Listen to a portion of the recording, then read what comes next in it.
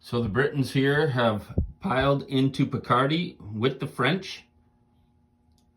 It could be a mistake if the Germans decide to attack there. If both those fighters get wiped out, that has been my experience in the last few games, is I just cannot get air superiority with the Allies.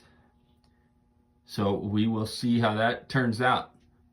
The entire Navy there, of course, and some of England is bare, making it a potential target of the Germans to transport to. The Middle East, of course, and Africa is much different from last game, closing in on those Germans. But over here, in particular, the Ottomans are being forced to back up. The British now into Persia, strong presence in India that they hope to build upon. And the Ottomans now building tank and infantry. They only have one attack, and that is just moving one infantry into Arabia with the one that's already there. That is it. They just want to keep Mesopotamia strong. If they move into Persia, they would face a counterattack that was pretty strong, and they don't have enough here to move into Transjordan. So pull back, build your defenses, and that is it for the Ottomans. The Ottomans have regained control of Arabia. It built up here in Smyrna and keeping Mesopotamia strong. Moving into Romania to keep the front against the Russians, left them vulnerable in Bulgaria.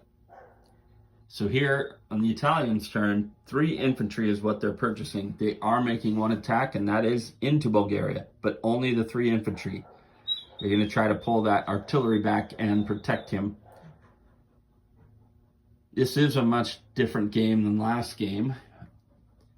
They've got a stack of nearly 15 infantry here on Tuscany, and the Austrians just haven't pulled the trigger yet. So we'll see what happens on Italy's turn.